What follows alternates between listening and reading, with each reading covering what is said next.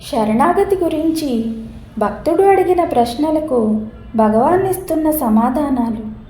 భక్తుడు: అయితే నేను అంతా విడిచిపెట్టవలయునా? నేను తపస్సు చేసి నా కోరికలు తీర్చమని భగవంతుణ్ణి ప్రార్థించవద్దా?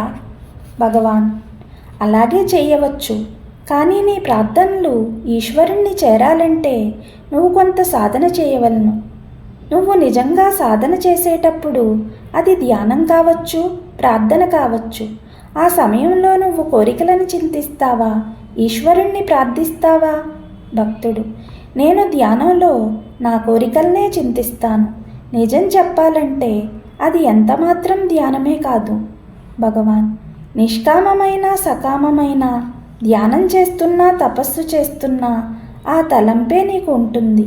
నీ కోర్కెలు పూర్తయినా తపస్సు జరుగుతూనే ఉంటుంది, అది ఆగదు. అదే దానిలోని సద్గుణం, అదే దాని స్వరూపం. భక్తి విషయంలో కూడా అదే జరుగుతుంది. ఇప్పుడు నేను నిన్నో ప్రశ్న వేస్తాను. ఒక మనిషి తన బరువును మోసుకుని రైలు ఎక్కినప్పుడు అతడు ఆ సామాను ఎక్కడ ఉంచుతాడు? భక్తుడు: కంపార్ట్మెంట్లో కానీ లగేజ్ వ్యాన్లో కానీ ఉంచుతాడు. భగవాన్: అంతేకాని అతడు దాన్ని తన నెత్తిన కానీ మోకాళ్ళ మీద కానీ పెట్టుకోడు కదా? భక్తుడు: మూర్ఖుడు తప్ప ఎవరూ ఆ పని చెయ్యరు. భగవాన్: ఆధ్యాత్మిక జీవితంలో జ్ఞాన మార్గం కావచ్చు, భక్తి మార్గం కావచ్చు. నువ్వు ఏ రైలు ప్రయాణికుడు తన బరువును నెత్తిన పెట్టుకుని రైలు ప్రయాణం చేస్తాడో అతన్ని నువ్వు మూర్ఖుడు అంటున్నావో, అలాగే నీ భారాన్ని నువ్వు మోస్తే నువ్వు అతని కంటే 1000 రెట్లు మూర్ఖుడవు అవుతావు. భక్తుడు: అలాగైతే నేను నా బాధ్యతల్ని, చేయవలసిన పనుల్ని వదిలివేయవలనా? భగవాన్: దేవాలయ శిఖరాన్ని చూసావా? ఎన్నో బొమ్మలుంటాయి. 4 మూలల్లో 4 పెద్ద పెద్ద బొమ్మలుంటాయి. వాటిని చూసావా? భక్తుడు: చూశాను. భగవాన్: బ్రహ్మాండమైన గోపురం ఆ బొమ్మల మీద ఆధారపడి ఉంది. భక్తుడు: అది ఎలా వీలవుతుంది? మీరు అంటున్న దానికి అర్థం ఏమిటి?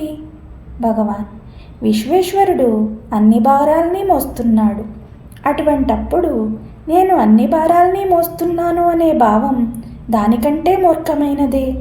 నేను చేస్తున్నాను, నేను మోస్తున్నాను అనుకుంటున్నావు. నీరి భారమంతా ఆయనకు వదులు. నువ్వు ఏ పని చేయాలో ఆ సమయానికి ఆ పని చేయటానికి నువ్వు ఒక నిమిత్త మాత్రుడు అవుతావు. నేను కోరుకోకపోతే నేను ఆ పని చేయలేననే భావాన్ని విడిచిపెట్టు. కోర్కెలు నీకు ఆ బలాన్ని ఇవ్వవు, ఆ శక్తి ఈశ్వరునిదే. భక్తుడు: మీరు కర్మయోగ రహస్యంలను నాకు చెబుతున్నట్లు నేను గ్రహించవలనా? భగవాన్: ఇది కర్మయోగ, భక్తియోగ, జ్ఞానయోగ సారం. ప్రారంభంలో అవి వేరువేరు సాధనలుగా తోచినప్పటికీ అవన్నీ క్రమంగా ఈ విషయాల వద్దకే తీసుకువస్తాయి. భక్తుడు: ఈ వ్యక్త విశ్వమంతా ఒకే దివ్యాత్మ రూపం అయినప్పుడు త్యాగం ఎట్లా వీలగును? అసలు త్యాగం చేయవలసింది దేనిని? భగవాన్: దివ్యశక్తి మాత్రమే ఉన్నదని తెలుసుకుని మిథ్యాజ్ఞానాన్ని విడిచిపెట్టవలను. ద్వైతం కానీ నానాత్వం కానీ కలదనే అభిప్రాయాన్ని వదలాలి. పరమాత్మే సత్యం, ఉన్నది అదొక్కటే. వ్యక్తమైన అన్నిటినీ అదే మోసి భరిస్తోంది.